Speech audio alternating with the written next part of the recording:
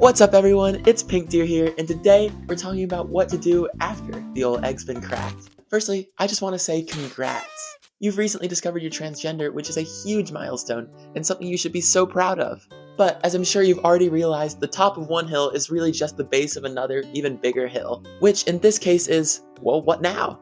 In this video, I'm going to help you navigate this next hill and figure out the answer to these questions. So let's get on and start climbing.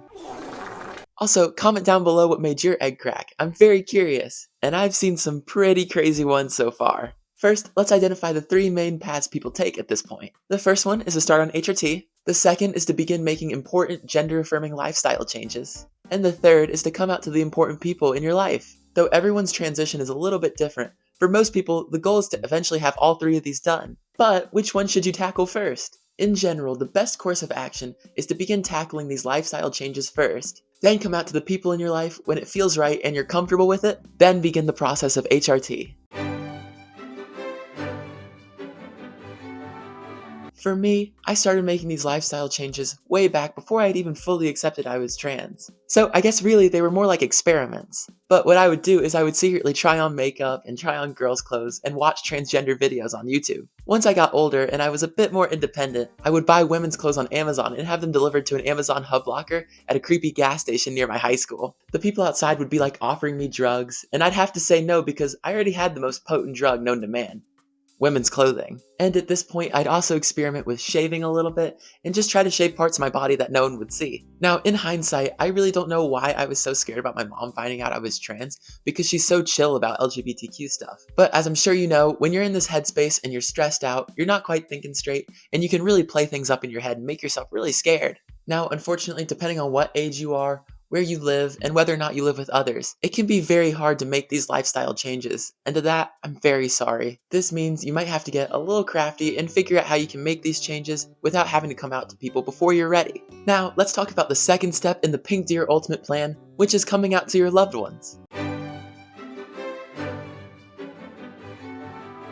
And I plan on making a much more detailed how to come out video sometime later, so consider subscribing to stay tuned. When I first came out, it was to my mom and brother. We were all in the car, so captive audience, I guess. And I just let it all out, and it was ugly. Now, it didn't go bad or anything, they were very supportive. It was just ugly from a me perspective. I was unfortunately in this headspace where I was just so depressed and felt beaten down by life that I just felt like I had to get this weight off me no matter what. I eventually got to the point where I didn't even really care how people would react to it. I just couldn't live with the secret anymore. But thankfully, as I said, they were super chill with it, and after that I was really able to open the floodgates when it came to making these lifestyle changes. I was able to shave my body hair, buy clothes that I like, and interact with my family without feeling like I was hiding anything. And it was amazing. Now, after this first coming out, I waited a little bit, and then I came out to my dad. And it was also ugly, but he was also super supportive, thankfully. And shortly after that, I came out to some of my friends at school, which wasn't ugly for a chance. I didn't even cry once.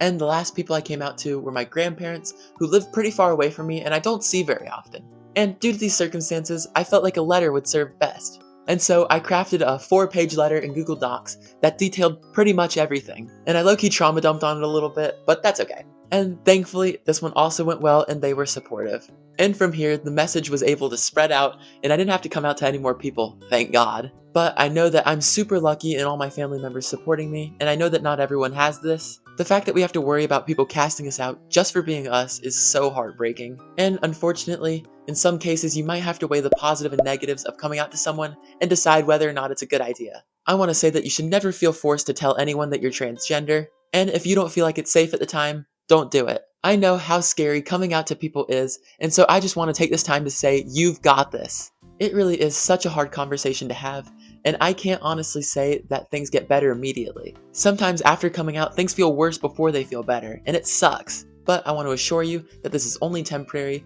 and in the long run, coming out feels so much better. Just remember that you're amazing and worthy of being here and being happy, just like anyone else, and you got this. And lastly on the plan, let's talk about getting on HRT.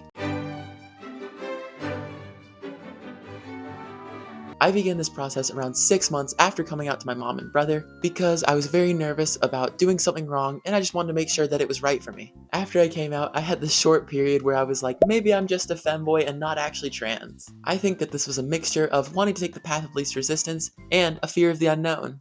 But after a while of thinking these thoughts through, and seeing how much happier these gender-affirming lifestyle changes were making me, I finally realized that it was the right move for me and I went ahead and did it. I actually found the doctor I use now through a podcast, believe it or not, and from there I was able to book an appointment and begin this long process. And the reason why I'd recommend this step last is because I think it's important to be 100% sure before going for this. And one of the best ways to figure this out for sure is by experimenting with your gender expression. Now, sometimes I think back to this period in my life and I think, gosh, I wish I started HRT sooner. And this is a super common thought for transgender people to experience. But at the end of the day, this is coming from the me now, who is much more confident and much more happy. If I put myself back into that earlier version of me's shoes, I remember how scared and unsure I was, and I realized that starting HRT then just was not feasible.